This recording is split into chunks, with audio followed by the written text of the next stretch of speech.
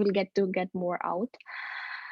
So today I'm going to talk about Go module versioning and its evolution through today. So Go module was introduced back in Go 111 in 2018, and before that, since there was not any versioning system, so there are a lot being changed. There's a lot more thought that has been put into that. So I'm going to talk about that. So a little bit about myself. I'm software engineer at JFrog. I work in community and partners team where we develop a lot of solutions of the problems that community is facing. This you can reach me out at LinkedIn. You can reach me out at my Twitter at engineer Mitali B. I'm also available on Gopher Slack. So if you have any question regarding today's talk, so we can always meet and catch up. As Ari mentioned, although we are virtual, but still we have some swags. So this is again the Baby Yoda link for and the barcode to win Baby Yoda Lego set, and also we are giving one of the Gopher JFrog T-shirt that I'm wearing as of now. It's a cool T-shirt, so you can enter in the raffle, and you'll get selected and you'll have it. So before going further into the talk, when I was going through this whole talk and mentioning it to this, the one thought or the one quote that come to my mind of Simon Sinek, which says, "We say what we do. We sometimes say how we do it, but we really say why we do it, what we do." So why I'm connecting this to this talk is, as a developer, I know what needs to be done, and I research on that, and I get the answers. Then I know how, if I want to know how it needs to be done, I do research and implement that, and that's it. But the why part, which is the most fuzziest part, that always get left over, and we don't get to look into the things, why the things are the way that are there. So that's the main focus of this talk. So this is the overall thing that I'm going to talk about. I'm going to talk about Go 11 Go module thing and what is introduced as part of module to strengthen the versioning system. In Go 113, what are the pseudo version validation that has been put? In Go 115, what has changed related to the vendoring? And last but not the least, we have a release in February for Go 116. So what is coming in Go 16 for us in terms of module and the versioning system? So first of all, the basic question, why we even need versioning, why we all cannot work, in our version control system on the master node and, just work on it and commit anything, whatever, work on it. Why do we want to create different versions of a software? First thing come to my mind is the dependency management. Whenever I'm creating any application, obviously I'm not writing the whole code from the basic. There are a couple of libraries out there already. I want to use them. And at the same time, whoever has created those packages, I want to make sure that they don't change. So, I have to manage my dependency, and I have to see that, I'm using the same version which works yesterday, today, and it should work the same way tomorrow. For better software engineering, when a couple of software developers work together, and then there's a need for collaboration, so we have to make sure that whatever I am working on, my peer is also working on the same thing, and he or she is able to get the build go through and get the same result as I am getting. And obviously the reproducible build, whoever is building that particular piece of software which is changing over the time, is building here in California, should be able to build the same person who is building in Seattle or any other place in the world. So first, before Go in 11, there was not any versioning system. There was no native dependency management system, although there were some other tools like vendoring, and there were Glide, GoDep that were used to manage the dependencies. But that was basically to get the reproducible builds.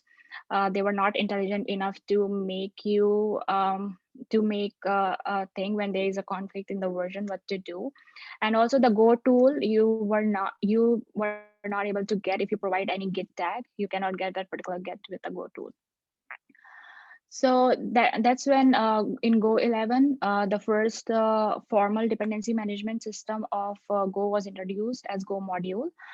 With the environment variable Go 111 module is equal to auto. It has two other things that we can set on and off. So auto is a module aware mode. That means if you are working, so that is for Go 11. If you're working outside of Go path and you have a go.mod file, it knows, the Go tool knows that, okay, you're working in a module aware mode. So, the things will work accordingly. So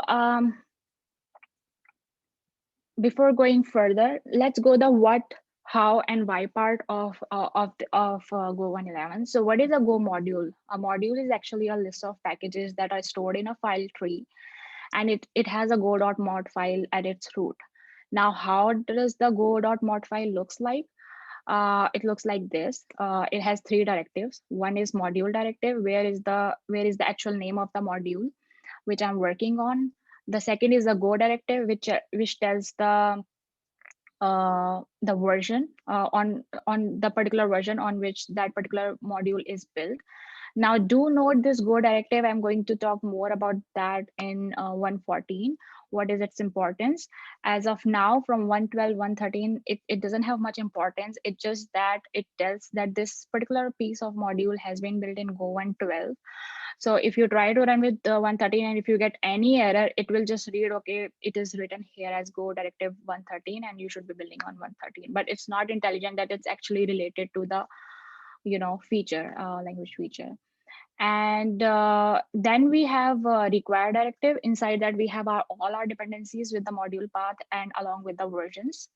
Now, Go always prefer to have semantic version to be there, and always prefer to have the release versions. Release versions are always created by tagging in your version control system any of the version. So these are the semantic version. Semantic version, as you may already aware of, is in the form of major.minor.patch.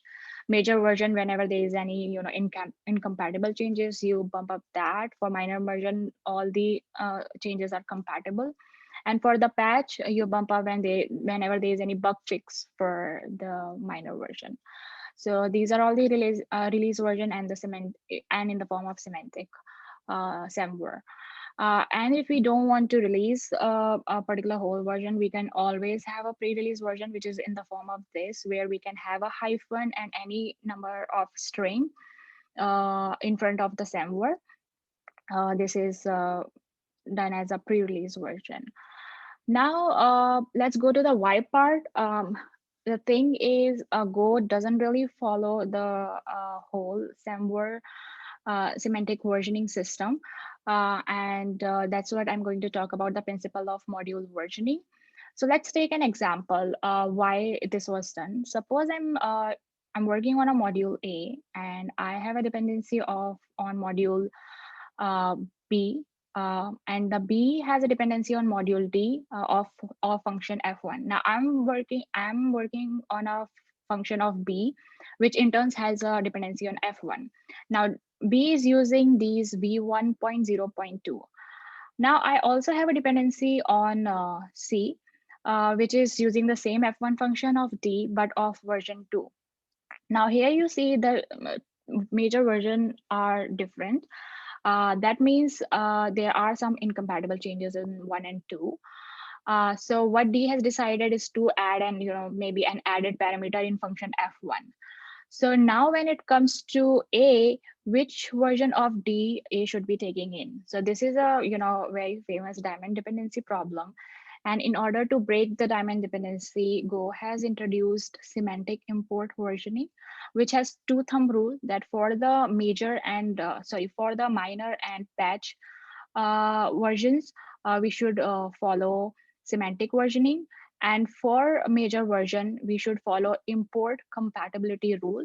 That means whenever we are bumping a major version from version 2 or higher, we have to change the module path by appending the major version in the module path itself. So that means now D will have for V1, D will have the module path as D, and for V2, D will have module path as D/V2. So now A can have both D and D/V2 because Go takes the import as a whole module path. So now A can have both D and D/V2. So how the major version looks like, this is how we have to put. So whenever we have to bump up any of the major version, we put that in the module path itself along with the whatever the particular version of that major version requires. So, but there are some, pros and cons for this. I mean, obviously, pros. I've told that to break the diamond dependency, and if we have to use the same function of different versions, but the Go tool doesn't list. Go list command doesn't list all the major versions for discuss. So for discovering a major version for a particular module is very difficult. You have, if you know the source location, you have to do a couple of curl commands to get the major versions. And also whenever you are bumping up the major version in your mod file, you have to change all the import paths. Although there are some tools like fix imports that you can use to change all your import paths accordingly. So this is a major version. Now our major version system got fixed. Let's come to minor version and patch versions. Are they really good? So let's take an example. I'm working on a module A, and I have a dependency on module B, which in turn have a dependency on module D 1.3.2. Now I also have a dependency of module C, which in turns have a dependency on module D 1.4.8. I also have a direct dependency on module D 1.0.2. Now, if you see, my direct dependency on D is lower than what my transitive dependencies want. That is 1.3.2 and 1.4.8. But in the meantime, D actually released a new minor version, which is 1.5.0. Now, according to the semantic versioning system, or in most of the languages like Java and Conan, always the latest get pulled over. But in Go, the new principle got released is what is called as minimal version selection, which tells the minimum version that is required to build a module successfully, that will get pinned to the go.mod file.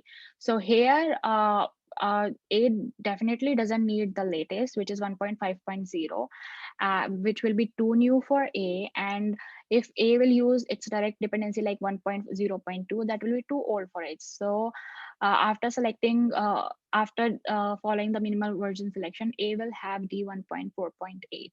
So that's how Go has decided to take in the selecting whenever there is a conflict in the version. These are the principles which are very much different from any other dependency management system in other languages, as I said, Java and Conan. So, and here I show the wipe part. Now let's move further to 113. Now in 113, we have the main semantic versioning system got fixed, but still there was some discrepancies floating around because of the pseudo version. So some of the pseudo version validation have been enforced in 113. So what was, first of all, let's go to the what, how, and why part of pseudo version.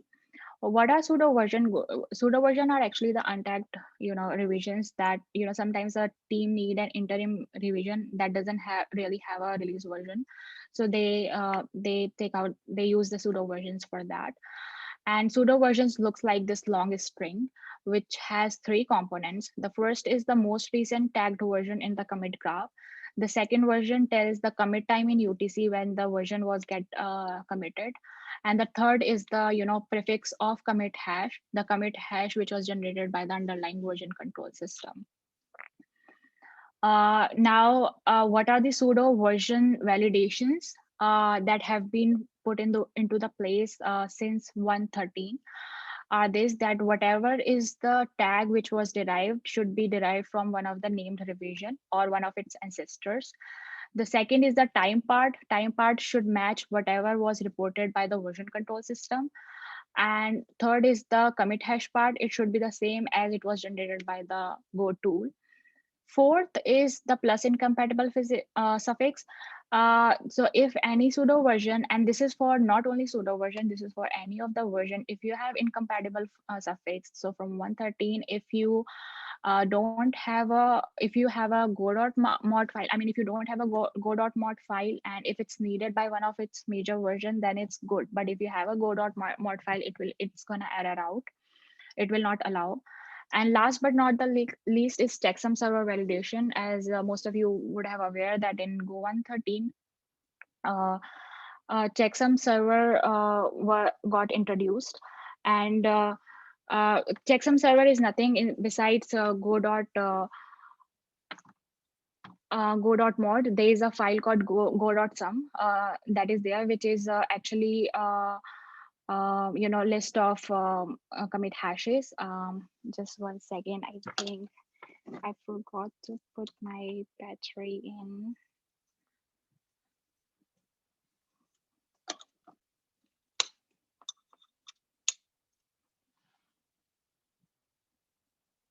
Okay, I'm so sorry.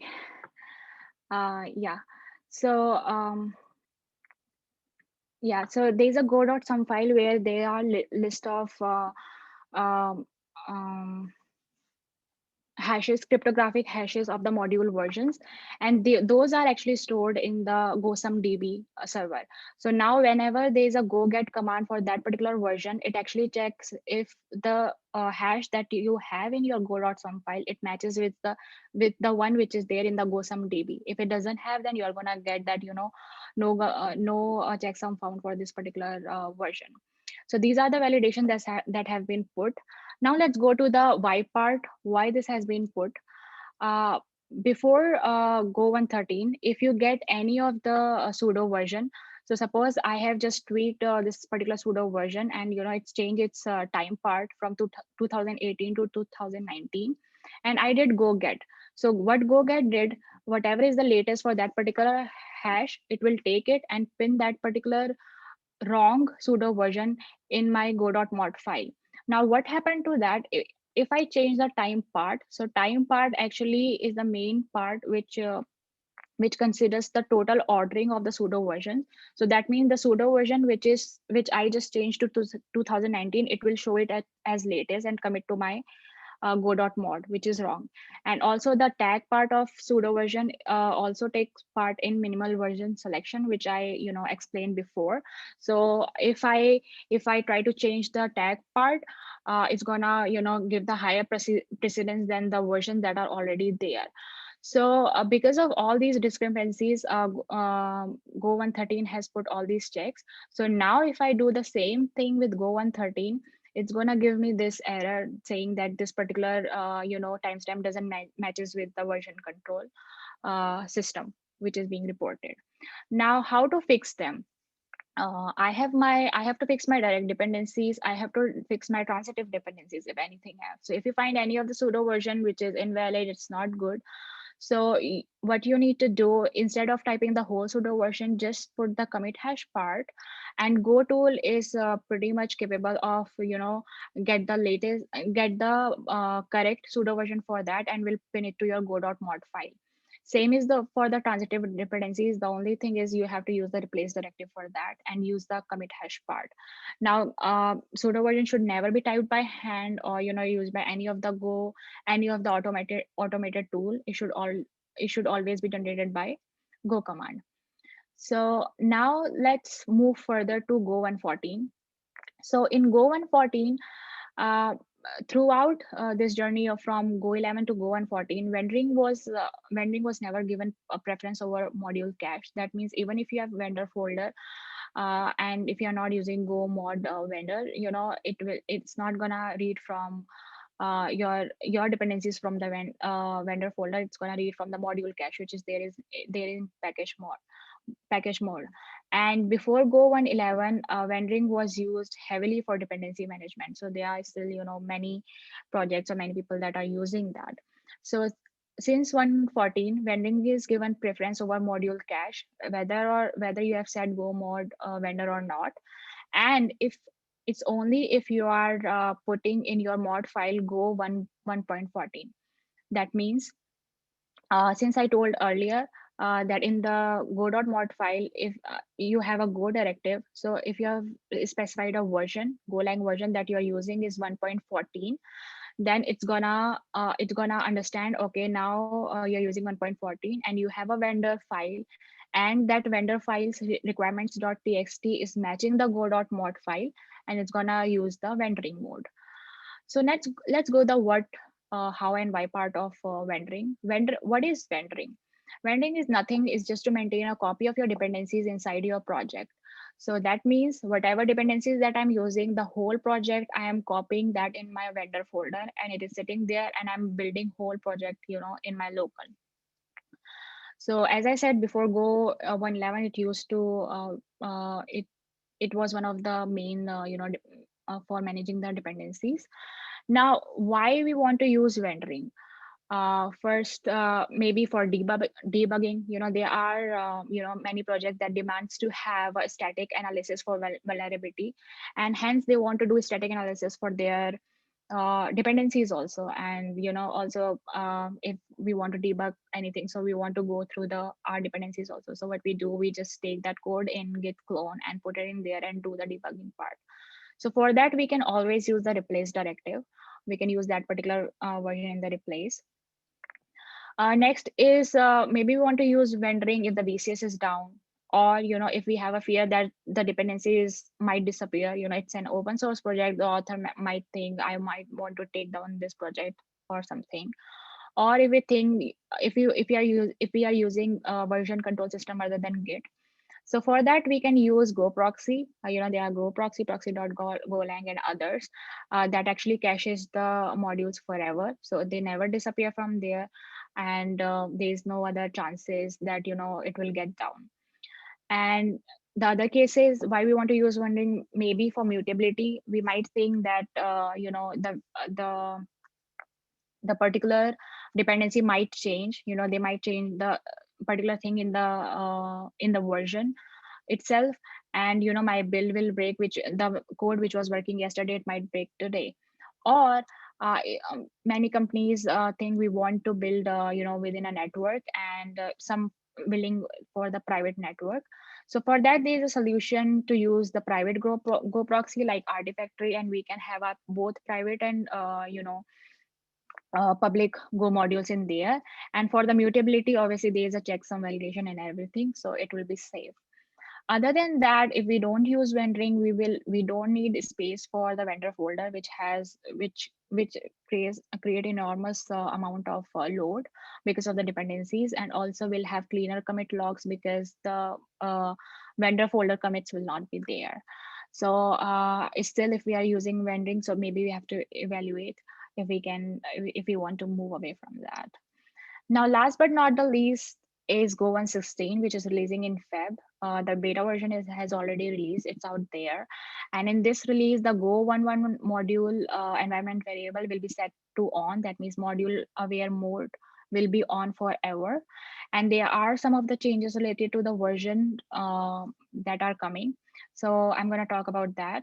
First, the go install command now now can use the version suffix. So now it is recommended to use go install command to build and install rather than using the go get. And also go get is gonna deprecate it for building and installing. It's gonna use for only for download in future. So in future, a -d flag will be enabled by default. So we might want to change everything to go from go get to go install. Also, go more vendor and go more tidy before whenever we used to run, and if there is any problem in any of the dependency, it used to error out. But now there is a -e flag. If we use the -e flag, it will not error out and it will continue. So that is also one of the main feature or advantage. Now let's talk about some of the directives that are coming in Go 116. One first is the retract directive. Sometimes an author, they release some version and they think that is not good, that shouldn't be used.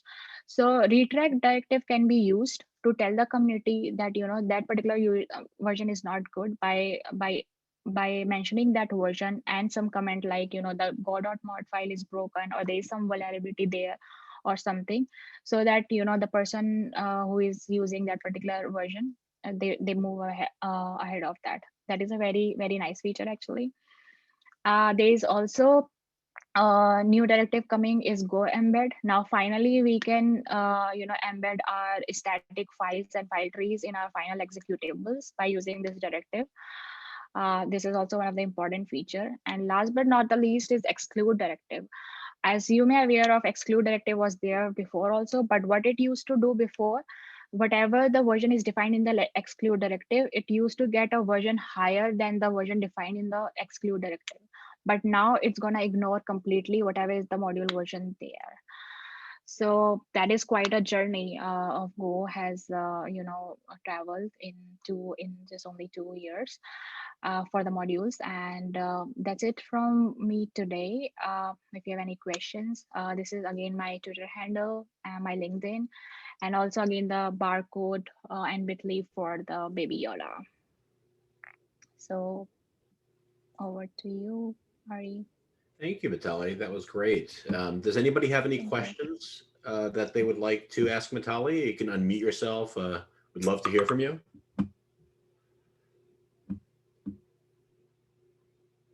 Okay. Yeah, one question I had was, do we need to, with Go Get going away and deprecated, is there migration that we need to do in our tooling? Right now, in that our tooling, we do not use modules. We do use Go Get, even through Golang, through IDE, and the internals dependency setup. And yeah. Yeah. So I mean that is even for us also, like most of the people use go get, and that's why they have provided that -d flag.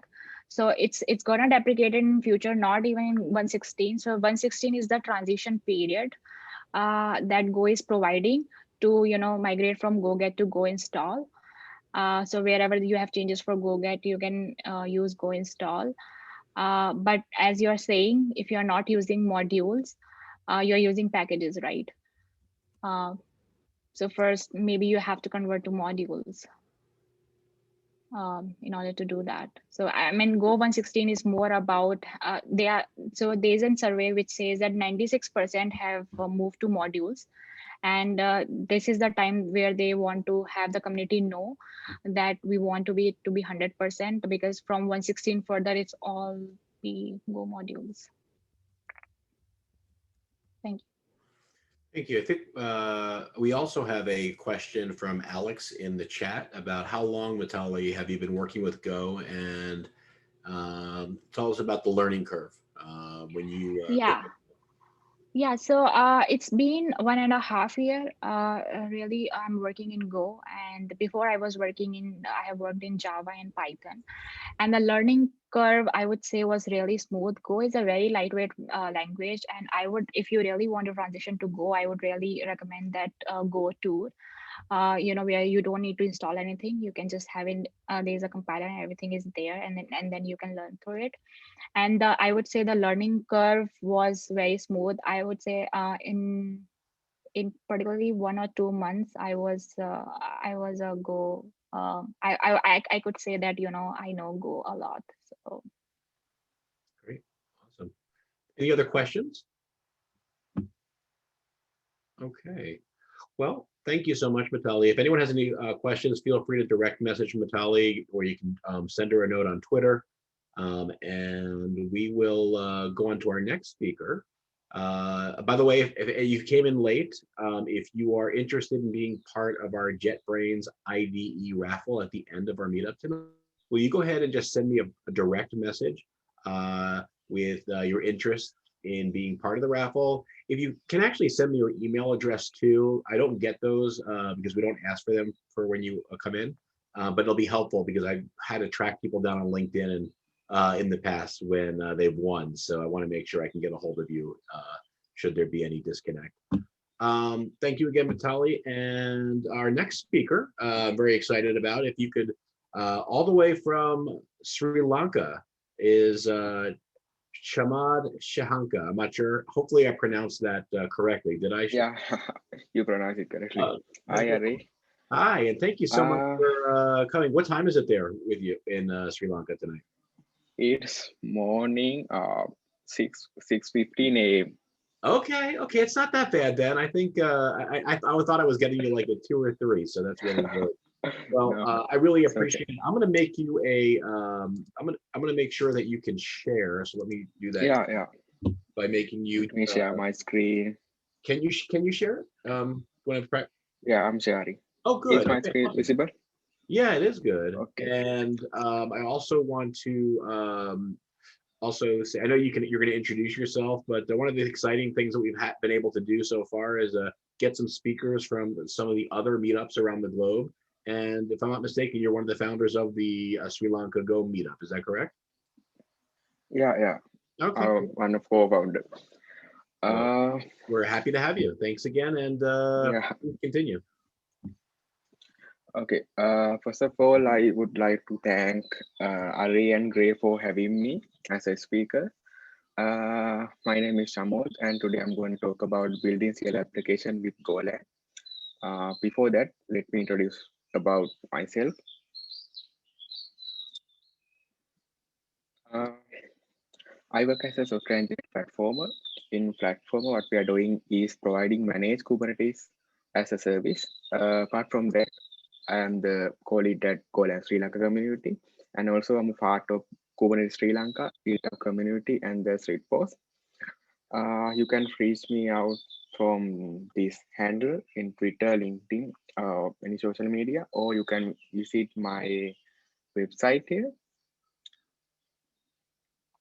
So these are the topics I'm gonna cover today, and at the end, I will show a demo about building a CL application. It's a very small one.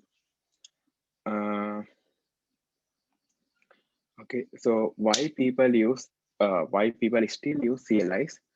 If you remember, when we are learning about computer history, we learned that before graphical user interface application came into the scene, everyone was using CLFs, and view applications are clickable, and it's have some fancy UIs, and it's very colorful, and users no need to know about the commands. But it's 2021, so rather than having a fancy uh, graphical user interface application, why people use CLI in these days? So, and also some people think CL application are old stuff and it's not modern. So let me show why it's wrong. Okay, CL application are powerful and it's robust. Most of operating system today prevent you from messing up with system core process. You won't be able to perform certain tasks which are system protected. However, with CLI, you will have full control over system if you know commands. And it's repetitive task friendly. That means the operating system may not give you the old menus and buttons to perform all tasks. One of the reason is safety. This leaves you the overwhelm if you have to do repetitive tasks. For an example, let's say you have to handle hundreds of files within a folder, but CLI enables you to use a single command to automate the repetitive easily. And CLI use less resources. Uh, it is not a secret that text-based program, actually CLI is a text-based program. So it's very little resource, it use very little resources from your computer. That means with CLI you can do similar tasks with minimum resources. And CLIs are good for devs and DevOps. If you have worked with front-end framework like front-end JavaScript framework like Angular, React, and Vue, you know that we can generate boilerplate and also we can generate component as well. It's really easy. We know to build something from the scratch. So why we should use Go for CLI? You know that we can use so many programming language to develop a CLI, including JavaScript, Python. So why we should use Go? Actually, Go is a compiled language. You already know that, which means you can compile your program ahead of time and share the executable one binary file. One does not need to have Go installed on your user system to install your CL application you develop. One can just download and install the binary file. So that's make really easy to deploy. And Go provide type safety. So you cannot pass a string to a function that's expecting a number. This will complain in the compile time, and easy refactoring. That means changing a function or variable name will propagate that chain throughout the project. And Go is very uh, speed and its performance is amazing. And let me show you famous CLI tools written in Golang. So I think you're already familiar with these logos. Uh, they are very famous. The first one is Kubernetes CLI, also known as kube control, kube CT, or kube card. And the second one is Docker CLI, and the third one is Prometheus, and this one is GitHub CLI. I'm not talking about the GitHub platform. This is the newly released GitHub CLI plugin, and the HCD. So when we are developing CL application with Go, it's easy to use framework. There is a library called Cobra, and that will help us to initialize the CL application and generate the CLI commands. And another library called Viper. Actually, Viper is for reading config file for that's not only for the CLI. You can use Viper in any Go application.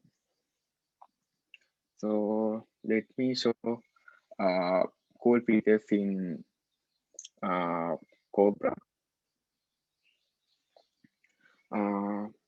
Cobra is easy to set up and using Cobra init, and it generates the boilerplate code, and it has suggestion. You can see what actually does this command, and it has different flag types, global flags and local flags.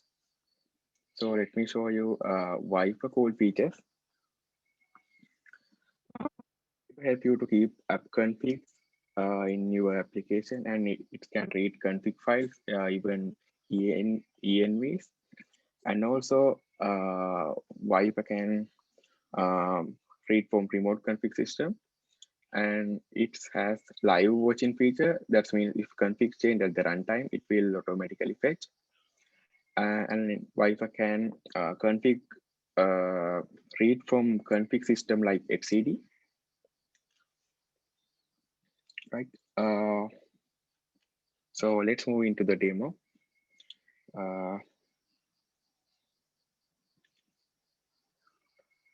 First of all, we need to create a folder for our application.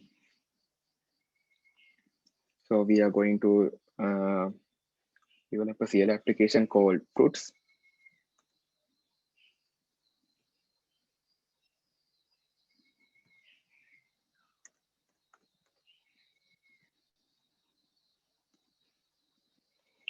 So let me open my terminal from here.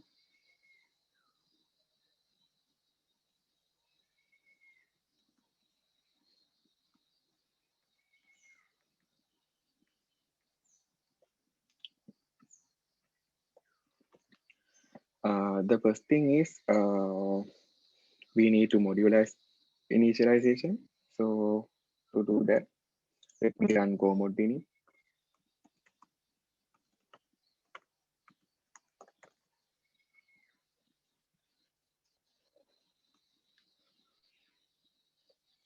Then we can run Cobra. Cobra is go available, so you can go get from it. The command is Cobra in, and we need to provide a flag called package name. The flag is ~pkg as name, and here we need to provide the package name is same as the module name.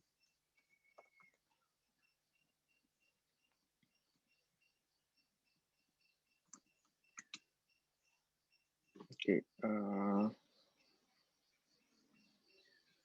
you can see it's generated some code here.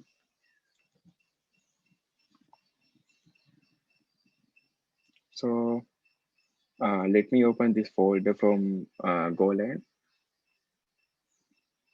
Actually, I'm using JFrog IDs.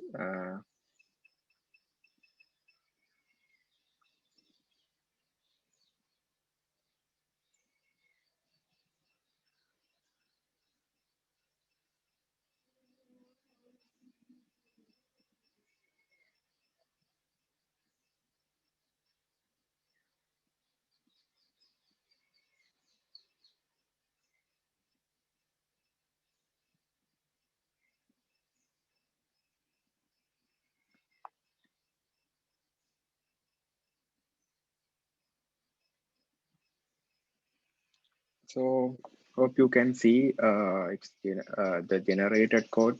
It has generated main.go file, and there is a folder called cmd, which contain the root of the command file.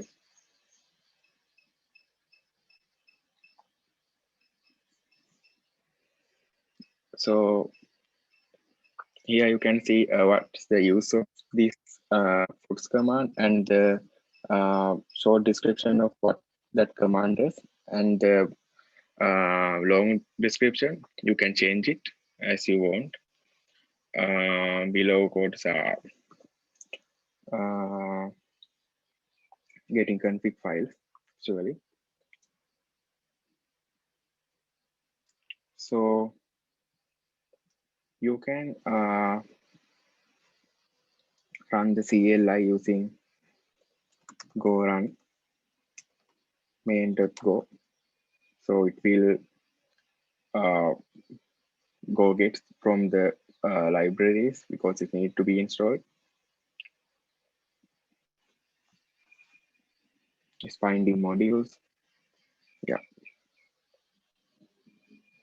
So imagine we want to have imagine we want to now install the CLI into our my computer.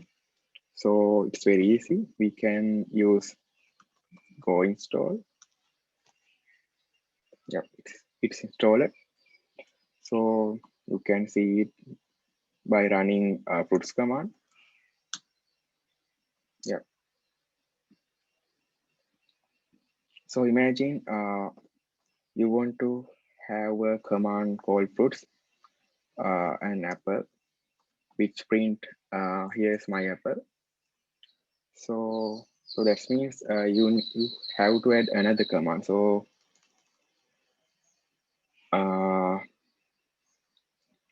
so to do that, Cobra has a command called add, Cobra add.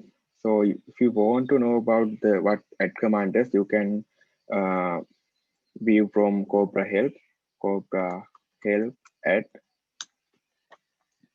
So it's explain what add command does. It says add Cobra will create a new command with the license and the appropriate structure for Cobra based application, and register it to its parent default root CMD. If you want to your command to be public, pass in the command name with an initial uppercase letter. It's also shown an example. So let's run Cobra add apple. Okay, it says apple created at the file location. Yeah, it has created. So in here you can change it to print Apple message.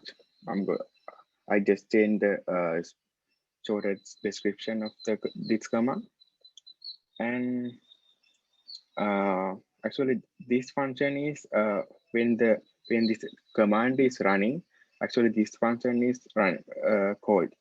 So let me change it's actually contain a print command which print apple code. So let me change it to here here's my apple.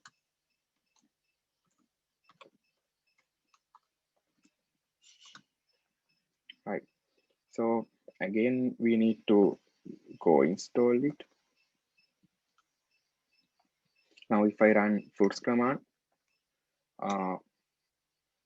we can see the apple command is also here, and the command description is also visible. So let me run the fruits and apple command together.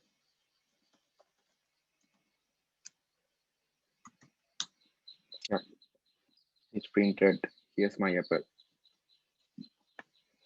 So imagine there's if we have a command like fruits and banana, which print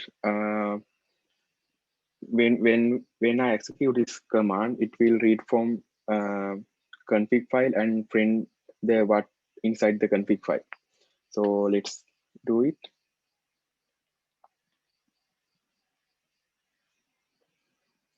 Okay, first thing is we need to create a config file. I'm going to name it as config.yaml. I'm going to create a YAML file for the config. Yeah. And inside of this file, banana is the key, and the value of the banana key, I'm going to provide banana juice. So, and also I'm going to create a config folder for keep the config reading function there.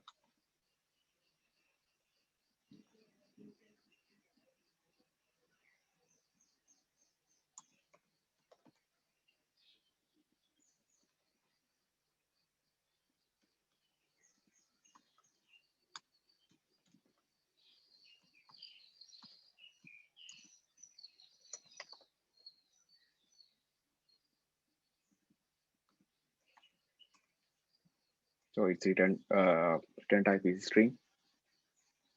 So here I'm going to use wiper for this to read config file. Wiper. So we need to provide the config file name. Since our config file name is config.yaml, the file name is config. And now I'm going to set the path of the file.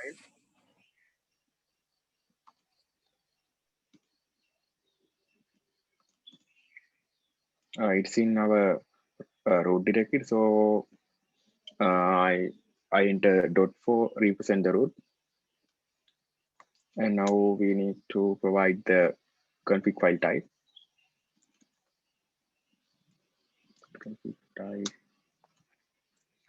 And that should be YAML.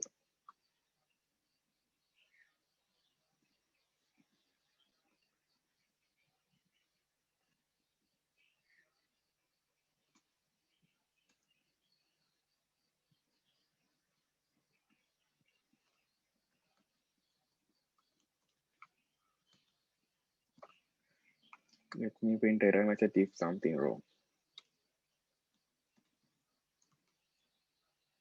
Reading config.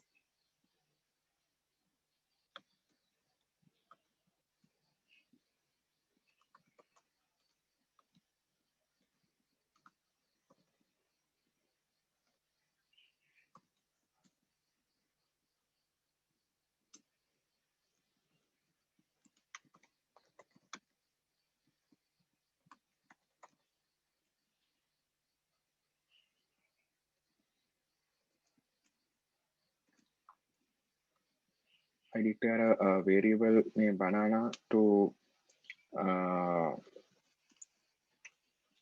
keep the value of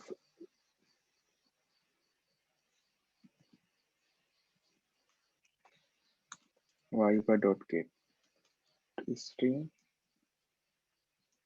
Okay, in here we need to provide the key value. So its key is banana. So I'm going to provide banana here and return. Okay, also we need to add the banana command. So let's generate it. Cobra banana.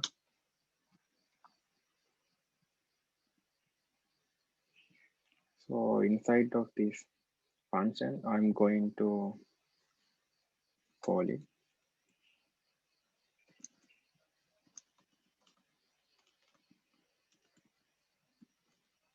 I'm going to call get from config command, which we declared earlier. Okay, now I'm going to put this banana variable inside this print. Yes. Okay, again, I'm go installing.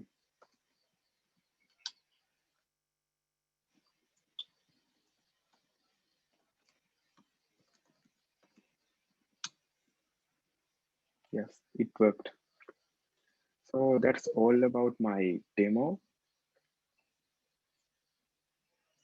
So let's move to what's with Go CLI.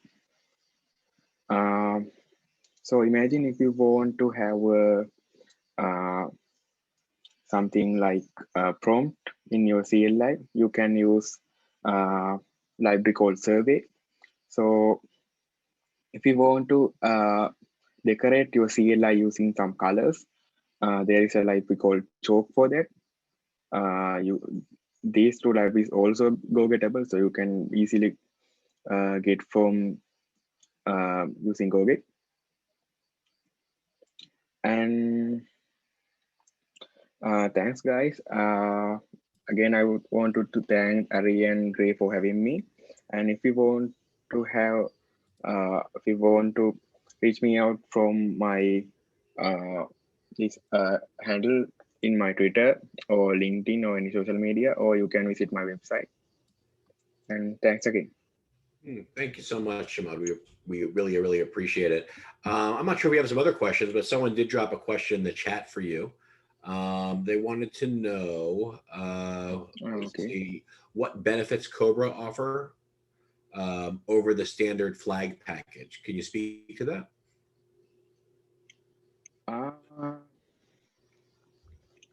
Actually, Cobra is we don't need to write from the sketch. Boilerplate code.